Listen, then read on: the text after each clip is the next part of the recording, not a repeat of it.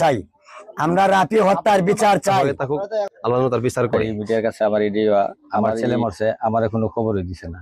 আমার ছেলে আমার ছোট ভাইয়ের কাছে মাদ্রাসায় পড়তো, পড়ালেখা করতো। গত রমজানে মাদ্রাসা বন্ধ দিছে, বন্ধ দেওয়ার পর আমার বাড়িতে আইছিল।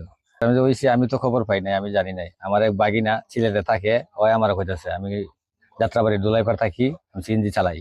ওইখান থেকে আমি গাড়িতে গেছি, আমার বাগিনা ফোন কইতেছে মামা আপনি কোথায়? আমি বললাম যে আমি গাড়িতে। কি হয়েছে? আপনি ওখানে পাইতান, এই মুহূর্তে বাড়িতে আন, জানি থাকেন। কেন কি হয়েছে? তোমার ছেলে রেখে মাইরা বলাইতে রাখছে। বাচ্চার মারে আমি ফোন দিছি যে আমার ছেলে কোথায়। আমি 4-5টা ফোন দিছি, ধরে নাই। দেওয়ার পরে লাস্টে একজনে ধরছে, ওই ধরছে না মনে, ওর বইনে না কেটা জানে ধরছে। আমার পোলা কই? আমি যখন কইছি আমার পোলা কই, মাধবপুর থানা আছে। আমার পোলা কি হয়েছে? মাধবপুর থানা আছে, তুমি গিয়ে দেখো কি হয়েছে। পরে আমি খবর পাইছি প্রায় আনুমানিক 4টা-5টার দিকে আমি খবরটা পাইছি, আমাদের খবর গেছে। যাওয়ার পরে আমি ফোন দিছি, ফোন দিয়ে খবর কইছি। আমি এখান থেকে আইতে আইতে রাস্তা জ্যাম, ভাঙ্গা আইসে আইতে আইতে প্রায় 10টা বাজে আছে। 10টা বাজার পরে থানার কাছে গেছি, আমি কেউই পাইছি না। না, ইদানিং আমি ফোন দিলে আমার ফোন ধরে না। ওই যে মন চাই এদিকে যায়, কার একটা ছেলের লোকে ঘুরে ওই এখানে পিকনিকের জায়গা, এখানে পিকনিকের জায়গা, এই বিষয়ে দ্বন্দ্ব হয়েছে। দ্বন্দ্ব হলে প্রায় বছরের কাছাকাছি ওর লগে আমার যোগাযোগ নাই। আমার ছেলে যেভাবে নির্মমভাবে হত্যা করছে, আমি এটার উপযুক্ত বিচার চাই। আমি মিডিয়ার কাছে জানতে চাই, আমি বাংলাদেশ আইনের কাছে আমি বিচারটা চাই। আমার এই ছেলেরা কিভাবে মরলো, এতটুকু ছেলে, এই যে এতটুকু বাচ্চায় মারছে, ওই কি মারছে না কেউ, এটার লগে কোনো আছে, কোনো রহস্য আছে?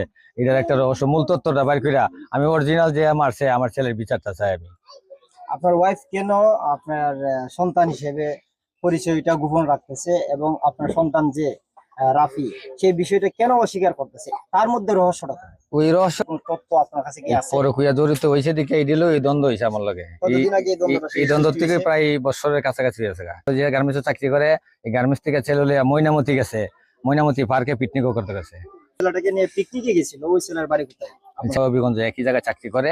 সে কেন আপনার ছেলে অস্বীকার করতেছে? এটার মাঝে কি রহস্য লুকিয়ে আছে? এটা এই বিষয়টা আমরা একটু জানতে চাই। এটার রহস্য, মূল রহস্য হলো এটা অরিজিনাল হলো টাকা। রাফির বাবা হিসেবে আপনাকে স্বীকৃতি দিচ্ছে না, অথচ এটা কারো কাছ থেকে হয় কোনো এটার পাইছে, এটার কোনো টাকা পয়সার কোনো গন্ধ মনে কোনো দিক থেকে পাইছে, সম্ভবত হইতে পারে। এছাড়া তো আর কোনো নাই, নাহলে আমার অস্বীকার করার কোনো কারণ না। রাফি হত্যার মোটা অঙ্কের টাকা আসবে, এইটার অংশ যাতে আপনি না পান, আপনাকে বঞ্চিত করার জন্য পিতা হিসেবে আপনাকে অস্বীকার করতেছে, এটার কারণেই। রাফি আমার ভাতিজা, আমার বড় ভাইয়ের ছেলে। এমন একটা কাহিনী হয়েছে, এটা সহ্য করার মতো না। আমি আল্লাহর কাছে বিচার চাই, দেশবাসীর কাছে বিচার চাই। আল্লাহ যেন যেইভাবেই হত্যা হয়ে থাকুক, আল্লাহ যেন তার বিচার করে। এবং শুনেছি যে এই মাদ্রাসার ছাত্র নাকি হত্যা করছে। তো যদি ছাত্র হত্যা করে থাকে, এটা আইন আছে, সবাই দেখবে এবং আল্লাহ তার বিচার করে আইনটি দেখে যেন সুস্থ বিচার আমরা চাই, এটি কামনা করি। হাফেজ মুশাহিদুল ইসলাম। গত পরশু দিনের যে ঘটনাটা, আমি ব্রাহ্মণবাড়িয়া ছিলাম, তখন কুদ্দুস চাচা আমার ফোন দিয়েছে প্রায় বেলা 3টা বাজে কইতেছে রে জুনাইদের ছেলেরা মেরে লিছে। জুনাইদ আমার আপন চাচাতো ভাই, আমার আপন চাচাতো ছোট ভাই, ওনার ছেলেরা মেরে লিছে রাফিরে। শুই না, আমি ব্রাহ্মণবাড়িয়া থেকে মাধবপুর গেছি, ব্রাহ্মণবাড়িতে ডাইরেক্ট মাধবপুর গেছি। মাধবপুর যায় থানায় লাশ পাইছি, লাশ অ্যাম্বুলেন্সে দেখছি, দেখা ওসি সাহেবের কাছে গেছে, ওসি সাহেবের স্বর্ণপূর্ণ হয়েছি। ওসি সাহেব বলতেছে ছেলের মা হইব বাদী। আমি বললাম না, ছেলের তো বাবা আছে। ছেলের বাবা এতদিন কোথায় ছিল? দরদ উদলাই করছে, এখন বাইরে ফুটকে চামড়া তুলালাম। ওসি সাহেব আমাকে যারা বলছে প্রশ্ন ডাইরেক্ট আমাকে সাক্ষর বলছে, বাইরে চামড়া তুলালাম পিঠের। বাবা আবার কই থেকে এখন আসছে? এতদিন দরদ কই ছিল, এখন দরদ উদলাই করছে। আমি স্যার আপনি কি কোন? যদি আপনি মামলা নেওয়ান লাগে, আজকে লাশ পোস্টমর্টমে পাঠাবেন হবিগঞ্জ, আগামীকালকে আপনি মামলা নিবেন। সেই কথাটা, আমার কথাটা ওসি সাহেব বুঝতে রাজি না। ওসি সাহেব একটাই প্রশ্ন করে বারবার, ছেলের মা হবে বাদী। আমি এটার উপরে আমার ভাতিজার যে নির্মম ভাবে হত্যা হয়েছে, আজকে সায়াম টেক্সটাইলের কাছে ইটাগোলা মাদ্রাসায় একটা ছাত্র আর একটা ছাত্র এভাবে আত্মহত্যা করছে, এই বিচারটা আমি সমস্ত মিডিয়ার কাছে, সমস্ত প্রশাসনের কাছে আমি দ্রুতভাবে আমি আইনের কাছে আশ্রয় নিতে চাচ্ছি। এই আশাবাদী হয়ে আমি আমার ভাতিজার বিচারটা যেন পাই। আমরা টাকা পয়সা চাই না, আমার ভাতিজার বিচার চাই। কে এটার কোণের পিছনে কে আছে জড়িত, এই মূল রহস্যটা যেন বেরিয়ে আসে।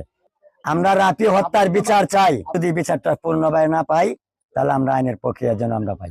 আমার নাম মোহাম্মদ আলাল মিয়া। তুমি তাড়াতাড়ি আও। মারা গেছে কেন মেরে লিছে কোয়ার পরে গেলাম মেম্বারে নিয়ে ওই নভারা গেলাম, নভারা গিয়ে ভাই নাই, যখন পাই নাই তখন কল হয়ে গেছে মাধবপুর হয়ে গেছে। পরে দেখি তখন ছেলের মা ইগান কিন্তু সাথে আসিল মাদ্রাসার, বলে মাধবপুর গিয়ে ভাই নাই, মাধবপুর গিয়ে মাদ্রাসা ছেলের মারে ভাই নাই। ছেলের মা গেছে সন্ধ্যার সময়, এত সময় কই আসিল ওই ছেলের মা বলতে পারবো। এরপরে আমরা জিজ্ঞেস করলাম, তখন দেখা যায় ওই ওসির দ্বারা আমরা গেলাম, ওসি কইতেছে তোমরা এখানে ভিতরে আইও না, ছেলের মা হালে আইব। ছেলের মার কথাবার্তি অফিসের ভিতরে নিয়েছে, নিয়ে আমরা ডুববালি সাজ দে না দেওয়ার পরে আমরা কইছে তোমরা বেজ যাও, পোস্টমর্টম করে আইব ছেলের মা। ছেলের মারে পরে ওই মুসাহিদে ফোন দিছে, কই আসো, কই আসি অভিগঞ্জ। মুশাহিদকে? মুসাহিদ হলো ছেলের চাচা, রাফির চাচা। রাফির চাচা যখন ফোন দিছে তখন বলতেছে আমরা অভিগঞ্জ আছি, পোস্টমর্টম করবো 1টার সময়। তখন আমরা গিয়ে 12টা 12:30টার দিকে গিয়ে পড়ছি। পৌঁছার পরে দেওয়া যায় ফোন দেয়, ফোন ধরে না, মোবাইল বন্ধ হয়েছে। মোবাইল বন্ধ করার পরে এরপরে তখন খোঁজ লইল গিয়ে আমরা পোস্টমর্টম ঘরে গিয়ে ঢুকছি, ঢোকার পরে হইতেছে লাস্ট নিয়ে গেছে, এরা লাস্ট লয়ে গেছে গা। আচ্ছা, আপনারা তো রাফির আত্মীয় দাবি করতেছেন, আপনারা আত্মীয় দাবি সূত্রে আপনারা এই যে সুরথান হলো, রাফির লাশ দাফন করা হলো, দাফন তো হয়েছে আপনাদের এলাকায় পারিবারিক কবরস্থানে। আমাদের কাছে ছেলের বাবা আছে ঢাকা, চাঁদপুরে আছে, আইতাছে, আপনি একটু অপেক্ষা করেন, ছেলের বাবা হইব বাদী।